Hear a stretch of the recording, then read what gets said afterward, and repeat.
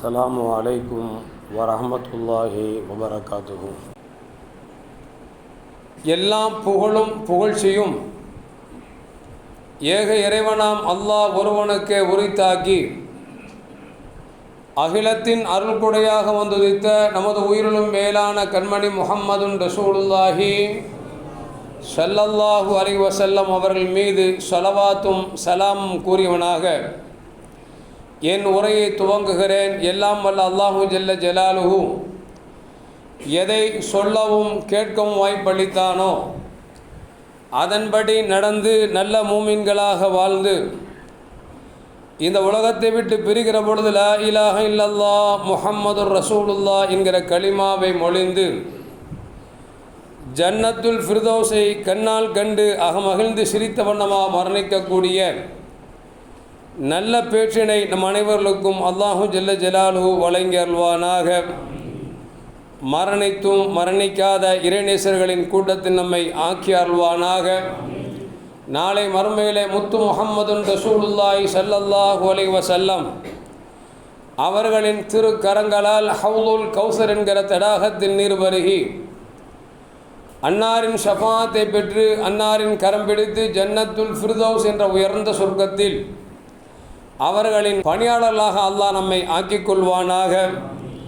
எல்லாவற்றுக்கும் மேலாக இறை அன்பை பெற்று இறைவனை பார்த்து பரவசமடையக்கூடிய அவனுடைய லிக்காவினை நம் அனைவர்களுக்கும் அல்லாஹ் நல்கிடுவானாக.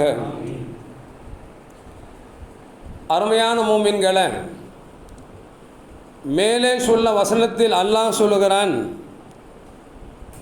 வஜாஹிது ஃபில்லாஹி ஹக்க ஜிஹாதிஹி, இறைவனுக்காக தன்னால் எவ்வளவு அர்ப்பணிக்க முடியுமோ அவ்வளவு அர்ப்பணம் செய்யுங்கள் என்று அல்லாஹ் சொல்லி காட்டுகிறான். இதை இன்னொரு வார்த்தையில் சொல்ல போனோம் என்றால், இறைவனுக்காக எவ்வளவு போராட முடியுமோ அவ்வளவு போராடுங்கள் என்று அல்லாஹ் குர்ஆனிலே சொல்லி காட்டுகிறான். முஸ்லிம்களாக பிறந்தவர்கள் வாழ்க்கையில் பிறந்ததிலிருந்து இறக்குகின்ற வரைக்கும் இந்த உலகம் என்பது போராட்ட களம் என்பதை இன்று நடைபெற்று கொண்டிருக்கிற பாலஸ்தீனத்தை எடுத்துக்கொண்டோம் என்று சொன்னால் நம்மால் விளங்க முடிகிறது. ஒவ்வொரு இடங்களிலும் முஸ்லிம்கள் இன்றைக்கு வதைக்கப்படுகிறார்கள், சிதைக்கப்படுகிறார்கள் என்று சொன்னால் காரணம் என்ன? லா இலாஹ இல்லல்லாஹ் முஹம்மதுர் ரசூலுல்லாஹ் என்ற கலிமாவை ஏற்றுக்கொண்ட ஒரே காரணத்திற்காகத்தான். இன்னும் சொல்லப்போனால் புனித இஸ்லாத்தை புரிந்து அறிந்து இஸ்லாத்தின் பக்கம் வேக வேகமாக கூட்டம் கூட்டமாக மக்கள் இன்றைக்கு வந்து கொண்டே இருக்கிறார்கள், எந்த செலவீனங்களும் இல்லாமல். மற்ற மதங்களை எடுத்துக்கொண்டோம் என்று சொன்னால் கோடி கோடியாக செலவு செய்கிறார்கள். ஆனால் அவர் எதிர்பார்க்கின்ற கூட்டங்கள் தங்களுடைய மதத்திற்கு வருவது போன்று தெரியவில்லை. ஆனால் இஸ்லாம் 10 பைசாவை செலவு செய்யாமலேயே பல்லாயிரக்கணக்கான மக்களை தன்னின் பக்கம் ஈர்த்து கொண்டிருக்கிறது என்று சொன்னால் இஸ்லாம் என்கிற அந்த ஒரு அற்புதமான மார்க்கத்துடைய செயல்பாடுகளும் அதனுடைய கோட்பாடுகளும் தான் மக்களை ஈர்த்து கொண்டிருக்கிறது. இதை பொறுத்து கொள்ள முடியாத யூத நசாராக்கள் முஸ்லிம்களை சிதைக்க வேண்டுவதற்காகவே முஸ்லிம்களை மிகப்பெரிய தீவிரவாதிகளாக சித்தரித்து இஸ்லாத்தில் ஒரு கருத்தை சொல்ல அந்த கருத்திற்கு இவர்களாக ஒரு வியாக்கியானத்தை சொல்லி இஸ்லாத்தின் மீது ஒரு தீவிரவாத கொள்கையை வைத்து இன்றைக்கு ஆங்காங்கே முஸ்லிம்கள் சிதைக்கப்பட்டு கொண்டிருக்கிறார்கள், நசுக்கப்பட்டு கொண்டிருக்கிறார்கள். அருமையான மூமின்களே, அந்த அடிப்படையில் பார்க்கிற பொழுது அல்லாஹ் சொல்லுகிறான், ஜாஹிது ஃபில்லாஹி ஹக்க ஜிஹாதிஹி, உலகத்தில் வாழுகிற காலத்தில் உங்களால் எவ்வளவுக்கு எவ்வளவு தங்களை அர்ப்பணிக்க முடியுமோ அவ்வளவுக்கு அவ்வளவு நீங்கள் அர்ப்பணித்து வாழுங்கள். ஏனென்று சொன்னால் இந்த உலகம் அற்பமான உலகம். நாளை மறுமை என்பது அற்புதமான உலகம். அற்புதமான உலகத்திற்கு இந்த அற்ப உலகத்தை நாம் தியாகம் செய்கிற பொழுதுதான் அற்புதமான உலகத்தில் சுதந்திரமாக சுகமாக வாழ முடியும் என்பதால் தான் அல்லாஹ் சொல்லுகிறான், உங்களால் எந்த அளவுக்கு தங்களை அர்ப்பணிக்க முடியுமோ அவ்வளவு அர்ப்பணியுங்கள் என்று சொன்னான். அப்படி அர்ப்பணித்தவர்கள் தான் எண்ணற்ற சஹாபாக்களும் வலிமார்களும் என்பதை நமக்கு வரலாறு நமக்கு சொல்லி காட்டுகிறது. அதன் அடிப்படையில் பார்க்கிற பொழுது ஏர்வாடியில் அடங்கியிருக்கக்கூடிய ஷஹீத் இப்ராஹிம் என்று அடைமொழியோடு அழைக்கப்படக்கூடிய இப்ராஹிம் ரதியல்லாஹு தஆலானவர்கள் இந்த உலகத்திற்கு எங்கே பிறந்தார்கள், எப்படி தமிழ்நாட்டுக்கு வந்தார்கள் என்று பார்க்கிற பொழுது நாம் எல்லாம் ஆச்சரியப்படக்கூடிய அளவிற்கு தங்களால் முடிந்த அளவிற்கு மார்க்கத்திற்காக தன்னை அர்ப்பணித்து வந்தார் என்பதை வரலாறு நமக்கு சொல்லி காட்டுகிறது. அருமையான மோமின்களே, நபிகள் நாயகம் ஸல்லல்லாஹு அலைஹி வஸல்லம் அவருடைய தலைமுறையிலிருந்து 18வது தலைமுறையாக வந்த இப்ராஹிம் ஏர்வாடில் அடங்கியிருக்கக்கூடிய ஷஹீத் இப்ராஹிம் ரஹமத்துல்லாஹி அலைஹி அவர்கள் பெருமானார் ஸல்லல்லாஹு அலைஹி வஸல்லம் பரம்பரையில் 18வது பரம்பரையாக தோன்றினார்கள். இவர்களின் தந்தையின் பெயர் அகமது என்றும் தாயாரின் பெயர் ஃபாத்திமா என்றும் வரலாற்று குறிப்பேடுகளில் பதிவு செய்யப்படுகிறது. அருமையான மோமின்களே, அப்படி பார்க்கிற பொழுது இவர்களின் தந்தை அகமதுடைய தந்தை அப்துல் கஃபூர் என்று சொல்லக்கூடியவர்கள் சிலுவை போரில் மிகப்பெரிய போராட்டக்கலை வீரராக இருந்து ஷஹீத் இப்ராஹிம் ரதியல்லாஹு தஆலா அவர்கள் மதீனாவில் ஆளுநராக பொறுப்பேற்றிருக்க அந்த நேரத்தில் நபிகள் நாயகம் ஸல்லல்லாஹு அலைஹி வஸல்லம் அவர்களை கனவில் காண்கிறார்கள். கனவில் கண்டு பெருமானார் ஸல்லல்லாஹு அலைஹி வஸல்லம் அவர்கள், நீங்கள் ஏன் இன்னும் இப்படியே இருக்கிறீர்கள், மார்க்கத்தை மக்களுக்கு எடுத்துச் சொல்லுங்கள் என்று சொல்லி கனவிலே தோற்றுவிக்கப்பட்ட பொழுது ஷஹீத் இப்ராஹிம் ரதியல்லாஹு தஆலா அவர்கள் கிட்டத்தட்ட 13 வயதில் கல்வி தேர்ச்சி பெற்று மதீனாவில் ஆளுநராக பொறுப்பேற்று இருக்கிற நேரத்தில் பெருமானார் ஸல்லல்லாஹு அலைஹி வஸல்லம் அவர்கள் கனவில் தோன்றுகிறார்கள். அப்படி கனவில் தோன்றிய பிறகு ஹிஜ்ரி 557 அவர்கள் மதீனாவிலிருந்து 3000 தொண்டர்களோடு அவர்கள் புறப்பட்டு இந்தியாவுக்கு சிந்து மாகாணத்திற்கு வருகிறார்கள். அவர்கள் வருகிற பொழுது அவர்களுக்கு அபூ தாஹிர் என்கிற குழந்தையும் கையில் இருக்கிறார்கள். இப்படி அவர்கள் சிந்துவுக்கு வருகிறார்கள். 3000 பேர் வந்தவுடன் சிந்துவை ஆட்சி செய்து கொண்டிருந்த ஆப்தாங் சிங் என்று சொல்லக்கூடிய மன்னன் என்ன செய்கிறான் என்று சொன்னால், வெளிநாடுகளிலிருந்து அரேபியர்கள் நாட்டை கொள்ளையடிக்க வந்து விட்டார்கள், ஆட்சி பிடிக்க வந்து விட்டார்கள் என்று நினைத்து கொண்டு ஆப்தாங் சிங் என்று சொல்லக்கூடியவன் அவர்களை உள்ளே ஏற்றக்கூடாது என்று சொல்லி முடிவெடுத்து அவன் எதிர்ப்பு தெரிவிக்குகிறான். அப்படி எதிர்ப்பு தெரிவிக்கிற பொழுது ஷஹீத் இப்ராஹிம் ரஹமத்துல்லாஹி அலைஹி அவர்கள் ஆப்தாங் சிங்கிடத்தில் சொல்லுகிறார்கள், நான் நாட்டை பிடிப்பதற்கோ நாட்டை ஆள்வதற்கோ எனக்கு எந்த விதமான ஆசையோ சிந்தனையோ எங்களுக்கு இல்லை. மாறாக ஏகத்துவ கொள்கையாக இருக்கக்கூடிய ஏகத்துவ கொள்கையை மக்களுக்கு மத்தியில் எடுத்து சொல்லி உண்மையான இறைவன் யார் என்பதை மக்களுக்கு நான் பறைசாட்டுவதற்காகவே வந்திருக்கிறேன் என்று சொல்லி அவர்களுக்கு பதில் சொல்லுகிறார்கள். அவன் சொல்லுகிறான், இல்லை இல்லை, நாங்கள் மூதாதைகள் கொண்ட கொள்கையை தான் நாங்கள் ஏற்றுக்கொள்வோம், நீங்கள் கொண்டு வந்த கொள்கையை நாங்கள் ஏற்றுக்கொள்ள மாட்டோம், எனவே நீங்கள் நாட்டை விட்டு புறப்பட்டு செல்லுங்கள் என்று சொல்கிற பொழுது ஷஹீத் இப்ராஹிம் அவர்கள் சொன்னார்கள், நான் அன்பாக சொல்லிவிட்டேன், வந்த நோக்கத்தை சொல்லிவிட்டேன், இதற்கு மேல் துரத்தினர் என்று சொன்னால் நாங்கள் செல்ல மாட்டோம் என்று ஷஹீத் இப்ராஹிம் ரஹமத்துல்லாஹி அவர்கள் சொல்லிவிட்டார்கள். அருமையான மோமின்களே, எந்த அளவுக்கு என்று சொன்னால் இன்றைக்கு மேலிடத்திலிருந்து சொன்னார்களவா, நம்முடைய பழைய மதத்திற்கு திரும்புங்கள் என்று அழைப்பு கொடுத்தார்களே, தாய் மதத்திற்கு என்று அழைப்பு கொடுத்தார்களே, அதுபோன்று ஆப்தாங் சிங் என்றவன் ஷஹீத் இப்ராஹிம் அவர்களை யாரெல்லாம் இஸ்லாத்தை ஏற்றுக்கொண்டார்களோ, அவர்கள் கொண்டு வந்த மார்க்கத்தை ஏற்றுக்கொண்டார்களோ அவர்களுக்கு தாய் மதத்திற்கு திரும்பி வாருங்கள் என்று சொல்லி சிந்து மாகாணத்தை ஆண்ட ஆப்தாங் சிங் அழைப்பு கொடுக்கிறான். ஆனால் இஸ்லாத்தை ஏற்றுக்கொண்டவர்கள் கொஞ்சம் கூட அவனுடைய வார்த்தைக்கு செவிசாய்க்காமல் அவனை பொடும்பாக்காக கண்டும் கொள்ளாமல் அவர்கள் இருந்தார்கள். பார்க்கிறோம் அல்லவா, பரம்பரையாக இஸ்லாத்துக்கு வந்தவர்களை விட புதுசாக இஸ்லாத்துக்கு வந்தாங்கன்னா அவங்களோட ஈமான் கொஞ்சம் பலமாக இருக்கும். நாம் ஹராம் ஹலால் அப்படின்னா அப்படித்தானே அப்படின்னு போயிடுவோம். ஆனால் புதுசாக இஸ்லாத்துக்கு வராங்க பார்த்தீங்களா, அவங்கள்ட்ட இருக்கிற பிடிப்பு இருக்கிறது சாதாரண பிடிப்பு அல்ல.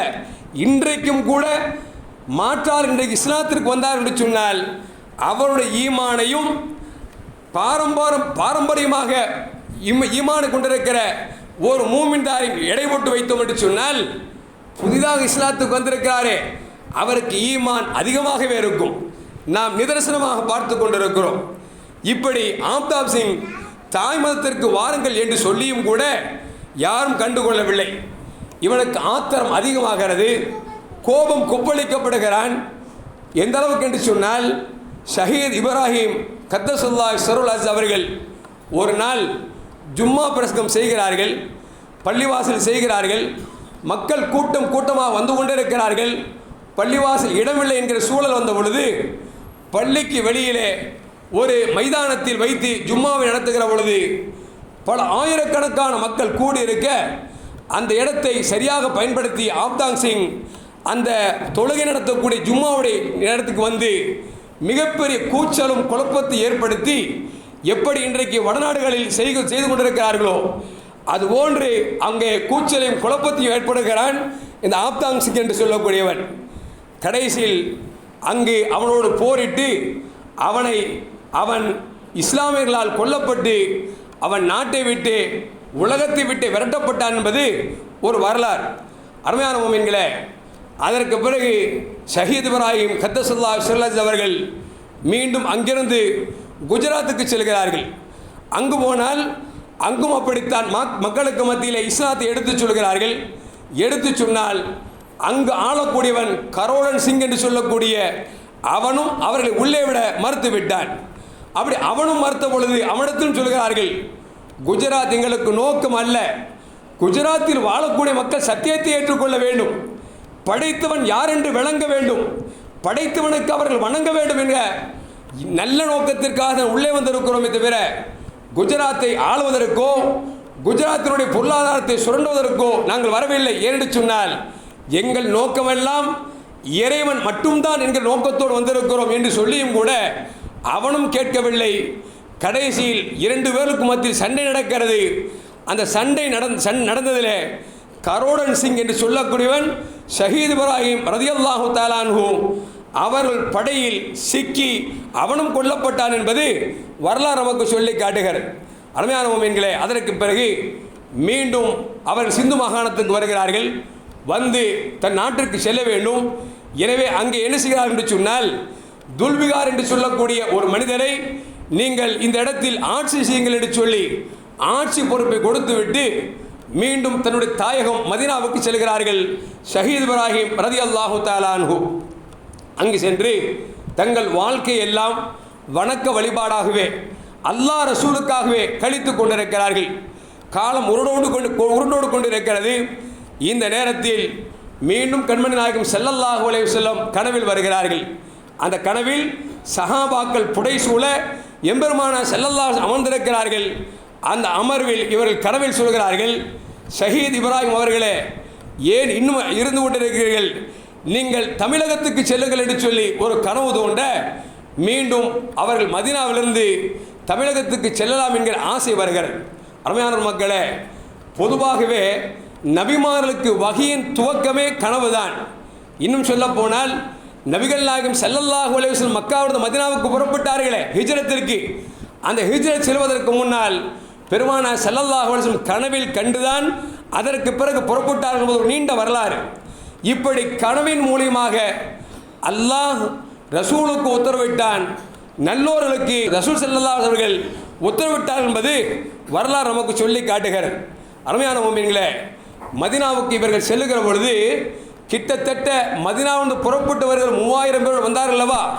இந்த சிந்து மாகாணத்தில் சண்டையிட்டு குஜராத்தில் சண்டையிட்டு கிட்டத்தட்ட 2000 பேர்கள் ஷஹீதாக்கப்பட்டு வந்த 3000ல் 1000 பேர்கள் தான் மதீனாவுக்கு திரும்பினார்கள் என்பது வரலாறு. அப்படி என்று சொன்னால் 2/3 பங்கை இழந்த பிறகுதான் இந்தியாவிற்குள் இஸ்லாத்தை நிலைநாட்டியிருக்கிறார்கள் என்பது வரலாறு நமக்கு சொல்லி காட்டுகிறது. அருமையான மோமின்களே, அப்படி ஷஹீத் இப்ராஹிம் ரலியல்லாஹு தஆலா அவர்கள் மதீனாவுக்கு சென்றார்கள். மதீனாவுக்கு சென்று மீண்டும் பெருமானார் ஸல்லல்லாஹு கடவில் தோன்ற மதீனாவிலிருந்து மீண்டும் தமிழகத்துக்கு செல்லலாம் என்று சொல்லி புறப்பட ஆயுதமாக நேரத்தில் யோசித்து பார்க்கிறார்கள். தமிழகம் எப்படிப்பட்ட பூமி, அங்கே இருக்கக்கூடிய மக்கள் எப்படிப்பட்டவர்கள், என்று தெரியாதன் காரணமாக தன் சொந்தத்தில் இருக்கக்கூடிய சையது காதிர் என்று சொல்லக்கூடிய ஒரு மனிதரையும், ஹாஃபிஸ் சையது முஹையத்தீன் என்று சொல்லக்கூடிய ஒருவரையும், ஜெயினுல் ஆபிதீன் என்று சொல்லக்கூடிய ஒருவரையும் அழைத்து, நாம் இப்பொழுது தமிழகத்துக்கு செல்ல இருக்கிறோம், தமிழகத்துடைய சூழ்நிலை எப்படி இருக்கிறது என்பதை அறிய வேண்டும், எனவே அதை பற்றி தெரிந்தவர்களை நீங்கள் அழைத்து வாருங்கள் என்று சொல்ல, இந்த 3 பேர்களும் அலசி ஆராய்கிறார்கள். பார்த்தால் அப்பொழுதுதான் தமிழகத்தில் வியாபாரம் செய்துவிட்டு மதினாவுக்கு திரும்பி இருக்கக்கூடிய ஒரு வியாபாரிகள் கூட்டம் வந்திருக்கிறது என்பதை விளங்கிக் கொண்டு அவர்கள் அழைத்து கொண்டு ஷஹீத் இப்ராஹிம் ரலியல்லாஹு தஆலாவிடத்தில் கொண்டு வந்து நிறுத்துகிறார்கள். தமிழகத்தின் சூழ்நிலை எல்லாவற்றையும் கேட்டுவிட்டு ஷஹீத் இப்ராஹிம் ரலியல்லாஹு தஆலா அவர்கள் என்ன செய்கிறார்கள் என்று சொன்னால், தமிழகத்துக்கு புறப்படலாம் என்று சொல்லி அவர்கள் ஒரு அறிக்கை இடுகிறார்கள். அறிக்கை விட்டால் பல்லாயிரக்கணக்கான மக்கள் நாங்களும் வருகிறோம் என்று சொல்லி தாங்களாகவே அவர்கள் சூழ்ந்து கொண்டார்கள். பெருமானார் ஸல்லல்லாஹு அலைஹி வஸல்லம் ரவுதாவுக்கு சென்று கடைசியாக சலாமும் சொல்லி, யா ரசூலல்லாஹ், தங்கள் உத்தரவு கிணங்க தமிழகத்திற்கு இத்தனை ஆயிரம் மக்களோடு நான் செல்ல இருக்கிறேன் என்று கண்ணீர் வடித்து அவரிடத்தில் ஆசீர்வாதம் வாங்கி துவாவை வாங்கி அவர்கள் புறப்பட்டு தமிழகத்துக்கு வருகிறார்கள். வருகிற வரையில் துருக்கியின் தலைவர் அவர் என்ன செய்கிறார் என்று சொன்னால், ஷஹீத் இப்ராஹிம் இஸ்லாத்தை எடுத்துச் சொல்வதற்காக தமிழகத்துக்கு செல்கிறார் என்பதை அறிந்து கொண்டு அப்பாஸ் என்கிற ஒரு தலைமையின் கீழ் ஒரு குழுவை இவர்களுக்கு உதவியாக அனுப்பி வைக்கிறார்கள். இப்படி துருக்கியின் தலைவரே தங்கள் சார்பாக ஒரு குழுவை அனுப்பி வைத்திருக்கிறோம் என்று தெரிந்து கொண்டு பக்கத்தில் இருக்கக்கூடிய ஈராக், சிரியா, பலஸ்தீனம் போன்ற நாடுகளிலிருந்தும் பல்லாயிரக்கணக்கான மக்கள் தமிழகத்துக்கு வருவதற்கு ஒத்துக்கொண்டார்கள். அதில் பார்த்தோம் என்று சொன்னால் வரலாற்றில் எழுதப்படுகிறது 5000 பேர்கள் அந்த குழுவில் இருந்தார்கள் என்பது வரலாறு நமக்கு சொல்லி காட்டுகிறது. அருமையான மோமின்களே, அப்படி ஹிஜ்ரி 582ஆம் ஆண்டு ரபியுல் அவ்வல் மாதம் பிறை 12 மதீனாவிலிருந்து புறப்பட்டு ஒவ்வொரு ஊராக வந்து கொண்டிருக்கிறார்கள். வந்தால் ஒரு இடத்தில் 5000 பேர்களும் குழும்ப செய்து இவர் ஷஹீத் இப்ராஹிம் ரலியல்லாஹு தஆலா சொன்னாங்க, போகிற இடம் இருக்கிறதே, நாம் காசு பணத்தை சம்பாதிக்க செல்லவில்லை, பேருக்கும் பெருமைக்கும் செல்லவில்லை, நாம் செல்வதெல்லாம் அல்லாஹ்வுக்காக மட்டும்தான் செல்கிறோம். எனவே அல்லாஹ்வின் மார்க்கத்தை நிலைநிறுத்துவதற்காக மட்டும் வரக்கூடிய சிந்தனை உள்ளவர்கள் மட்டும் என்னோடு புறப்பட்டு வரலாம். வேறு சிந்தனை இருந்தது என்று சொன்னால் அவள் இங்கிருந்து திரும்பிக் கொள்ளலாம் என்று சொன்ன பொழுது 5000 பேர்களும் மௌனமே சம்மதம் என்கிற ரீதியிலே நாங்கள் எல்லாம் அல்லாஹ்வுக்காகவே புறப்பட்டு இருக்கிறோம் என்று சொல்ல, ஷஹீத் இப்ராஹிம் ரலியல்லாஹு தஆலா அவர்கள் 5000 பேரோடு சேர்ந்து அவர்கள் புறப்பட்டு வருகிறார்கள். வந்தால் அருமையான மோமின்களே, கிழக்கு கடலோரத்தில் இருக்கக்கூடிய பௌத்திர மாணிக்கம் என்று சொல்லக்கூடிய ஏர்வாடியை குறித்து மக்களுக்கு சொல்லி புறப்பட்டு வருகிறார்கள். வந்தால் வருகிற பொழுது கேரளாவிலே கண்ணூர் என்கிற ஊருக்கு வருகிறார்கள். அங்கே இருக்கக்கூடிய அரசர் இவருக்கு நிறைய ஒத்தாசை செய்கிறார்கள், உதவி செய்கிறார்கள். அதற்கு பிறகு அங்கிருந்து மீண்டும் என்ன செய்கிறார் என்று சொன்னால், புன்னக்காயல் வழியாக வந்து கொண்டிருக்கிற பொழுது அருமையான மோமின்களே, வந்து கொண்டிருக்கிற பொழுது அங்கே ஆட்சி செய்யக்கூடியவன் சரியில்லை என்பதை விளங்கி கொண்ட இஸ்லாத்தை எடுத்து சொல்ல வேண்டும் என்கிற எண்ணத்தில் அங்கு கூடாரம் அமைத்து தங்குகிறார்கள். அருமையான மக்களே, அப்படி பார்க்கிற பொழுது ஷஹீத் இப்ராஹிம் ரலியல்லாஹு தஆலா அவர்கள் கேரளாவிற்கு வந்த பிறகு மீண்டும் புன்னக்காயில் வந்து அங்கிருந்து இஸ்லாத்தை எடுத்து சொல்லி கொண்டிருக்கிறார்கள். இந்த நேரத்தில் தான் அந்த திருநெல்வேலி பக்கத்தில் இருக்கக்கூடிய அந்த தென்னகம் இருக்கிறதே, அண்ணன் தம்பி 3 பேர்கள் தங்களுக்கு மத்தியில் ஒற்றுமை இல்லாமல் ஆட்சியை பிரித்து அவரவர் ஒரு பகுதி ஆண்டு கொண்டிருக்கிறார்கள். அப்படி பார்க்கிற பொழுது நெல்லை தலைநகரத்தை கொண்ட பகுதியை குலசேகர பாண்டியன் என்று சொல்லக்கூடிய ஒருவனும், அதுபோன்று முகவை பகுதியை சார்ந்த சேதுநாடு என்று சொல்வார்களே அதை விக்ரம பாண்டியனும், மதுரை பகுதியை திருப்பாண்டியன் என்று சொல்லக்கூடிய அண்ணன் தம்பி 3 பேரும் ஆட்சி ஆண்டு கொண்டிருக்கிறார்கள். இந்த நேரத்தில் அவர்கள் என்ன செய்கிறார்கள் என்று சொன்னால், அந்த நெல்லை தலைநகராக இருக்கக்கூடிய பகுதியில் அமர்ந்திருக்கிறார்கள். அந்த நேரத்தில் குலசேகர பாண்டியன் வந்து சொல்லுகிறார், நீங்கள் புதிதாக வந்திருக்கிறீர்கள், எதற்காக வந்திருக்கிறீர்கள் என்று கேட்கிறார். அவர் ஷஹீத் இப்ராஹிம் சொல்கிறார்கள், எங்கள் நோக்கம் நாட்டை பிடிப்பதற்கோ நாட்டை ஆள்வதற்கோ நோக்கம் அல்ல, மாறாக அறியாமல் இருக்கக்கூடிய இந்த மக்களுக்கு இஸ்லாம் என்கிற அற்புத மார்க்கத்தை எடுத்து சொல்லி படைத்த ரப்பை அவர்களுக்கு அறிய வைக்க வேண்டும் என்பதற்காகத்தான் வந்திருக்கிறோம் என்று சொன்ன பொழுது அவன் நல்ல வேளை நாம் நினச்சிட்டோம் நம்ம அண்ணன் தான் படை அனுப்பி நம்ம கூட சண்டை போட அனுப்பியிருக்கான் போல தெரிந்து நினச்சிக்கிட்டோம். ஆனால் வந்தவர்கள் நோக்கம் அதுவல்ல என்பதால் நீங்கள் தாராளமாக தங்கிக் கொள்ளலாம் என்று சொல்லி அவன் அனுமதி கொடுத்து விட்டான். அங்கிருந்து ஷஹீத் இப்ராஹிம் ரலியல்லாஹு அன்ஹு அவர்கள் இஸ்லாத்தை எடுத்து சொன்னார்கள். புனித இஸ்லாத்தினுடைய மகத்துவத்தை அறிந்து பல நூற்றுக்கணக்கான மக்கள் இஸ்லாத்தின் பக்கம் வந்து கொண்டே இருந்தார்கள். கடைசியில் அவர் என்ன செய்தார் என்று சொன்னால், இதை விட்டு நகரலாம் என்று சொல்லி மதுரைக்கு போவதற்காக ஆசைப்படுகிறார்கள். மதுரைக்கு போகிறதுக்கு முன்னால் தன்னுடைய சிப்பாய்கள் 2 பேர் அழைத்து, நீங்கள் 2 பேர் போய் மதுரையில் போய் இஸ்லாத்தை எடுத்து சொல்லுங்க, அப்படி இஸ்லாத்தை எடுத்து சொல்லி மக்களை இஸ்லாத்தின் பக்கம் அழைங்கள் என்று சொன்ன பொழுது 2 பேரும் மதுரைக்கு வருகிறார்கள். 2 பேர் வருகையை அறிந்த மதுரை ஆண்டு கொண்டிருக்கக்கூடிய திருப்புர பாண்டியன் என்று சொல்லக்கூடியவன் எதிர்ப்பு தெரிவிக்கிறான். இங்கு இஸ்லாத்தை எல்லாம் சொல்லக்கூடாது, ஏற்கனவே நிறைய மதங்கள் இருக்கிறது, அதைத்தான் மக்கள் பின்பற்றுவார்கள், புதிதாக மதத்தை சொல்லக்கூடாது என்று சொல்லி எதிர்ப்பு தெரிவிக்கிறான். அப்பொழுது செய்தி ஷஹீத் இப்ராஹிம் ரலியல்லாஹு தஆலா அவர்களுக்கு எத்தி வைக்கப்படுகிறது. ஷஹீத் இப்ராஹிம் ரலியல்லாஹு தஆலா அவர்கள் உடனே செய்கிறார் என்று சொன்னால் 2000 படை தளபதிகளோடு அவர்கள் புறப்பட்டு மதுரைக்கு வருகிறார்கள். வந்து திருப்புர பாண்டியன் மீண்டும் வந்து சொல்லுகிறான், என்ன இத்தனை பேர் வந்து விட்டீர்கள், வரக்கூடாது என்று சொல்லி மீண்டும் வந்து விட்டீர்கள் என்று சொல்லி எதிர்ப்பை தெரிவிக்கிறான். அப்பொழுதும் ஷஹீத் இப்ராஹிம் சொல்கிறார்கள், எங்கள் நோக்கம் நாட்டை பிடிப்பதற்கோ ஆள்வதற்கோ நோக்கம் அல்ல, வழிகேட்டில் இருக்கக்கூடிய மக்களை நேர்வழி காட்டுவதற்காக படைத்தவனை மறந்து இவர்களாக படைத்த கற்களை வணங்கிக் கொண்டிருக்கிறார்களே, அதை இல்லாமல் ஆக்கி உண்மையான இறைவனை காமிப்பதற்காக வந்திருக்கிறோம் என்று சொல்லியும் கூட அவன் விட்டபாடில்லை, சண்டையை வேணுமென்றே இழக்குகிறான். பொதுவாக இஸ்லாத்தை பொறுத்த வரைக்கும் சண்டைக்கு போகவும் கூடாது, வந்த சண்டையை விடவும் கூடாது, இது இஸ்லாத்துடைய மரபு. எனவே ஷஹீத் இப்ராஹிம் அவர்கள் எவ்வளவு சொல்லி அவன் கேட்கவில்லை, கடைசியாக சண்டைக்கு வருகிறான். அப்படி சண்டை நடந்தது, கிட்டத்தட்ட 10 கட்ட போராக நடந்தது. அந்த 10 கட்ட போரிலே முதல் கட்ட போர் விக்ரமனுடைய மருமகன் சுந்தரபாண்டியனுக்கும் முஸ்லிமுடைய தளபதி அப்துல் காதர் அவர்களுக்கும் சண்டை நடக்கிறது. அந்த சண்டையில் அப்துல் காதர் கொல்லப்படுகிறார். அதற்கு பிறகு மதீனாவில் இருந்து வந்த ஷம்சுத்தீன் என்று சொல்லக்கூடியவரால் மீண்டும் அந்த சுந்தரபாண்டியன் கொல்லப்படுகிறான். இப்படியே சண்டை முத்திக்கொண்டே இருக்கிறது. கடைசி கட்டமாக 10வது இதாக ஷஹீத் இப்ராஹிம் ரலியல்லாஹு தஆலா அவர்களுக்கும் அதுபோன்று மதுரை ஆண்ட திருப்புர பாண்டியனுக்கும் சண்டை நடக்கிறது. கடும் சண்டையில் இப்ராஹிம் ஷஹீத் ஏற்பாதி அவர்கள் திருப்புர பாண்டியனை அவர்களை குத்துகிறார்கள். அவன் மீண்டும் தன் சூலாயத்தால் இவர்களை குத்துகிறான். ஷஹீத் இப்ராஹிம் ரலியல்லாஹு தஆலா அவர்கள் அங்கு ஷஹீதாக்கப்பட்டார் என்பது ஒரு நீண்ட வரலாறு. அதை பேசுவதற்கு நேரம் ஜும்மாவுடைய நேரம் இல்லை என்பதால் சுருக்கமாக 10 கட்ட போரை நான் முதல் கட்டத்திலும் கடைசி 10வது கட்டத்தில் மட்டும் நான் பேசியிருக்கிறேன். இப்படி அவர்கள் ஷஹீதாக்கப்பட்டவர்கள் தான் ஏர்வாடில் அடங்கியிருக்கக்கூடிய ஷஹீத் இப்ராஹிம் என்று சொல்லக்கூடிய மிகப்பெரிய இறைநேச செல்வர்கள். அருமையான மக்களே, யோசித்து பார்க்க வேண்டும். மதீனாவில் கவர்னராக இருந்தவர்கள் கவர்னர் பதவி விட்டுவிட்டு இங்கு தமிழகத்திற்கு வந்து ஒரு மாற்றான் கையால் ஷஹீதாக்கப்படுகிறார்கள் என்று சொன்னால், சுகபோகமாக வாழ வேண்டும் இருந்தால் மதீனாவில் அவர்கள் கவர்னராக வாழ்ந்து மறைந்திருக்கலாம். இங்கே வந்து தமிழகத்தில் அடங்கப்பட்டிருக்கிறார்கள் என்று சொன்னால் காரணம் வாழ்க்கையெல்லாம் இறைவனுக்காக, இறை சொல்லுக்காக. அல்லாஹ் சொன்னானே, ஜாஹிது பில்லாஹி ஹக்க ஜிஹாதி, அல்லாஹ்வுக்காக உங்களால் எவ்வளவு தியாகம் செய்ய முடியுமோ தியாகம் செய்யுங்கள் என்று சொன்னானே.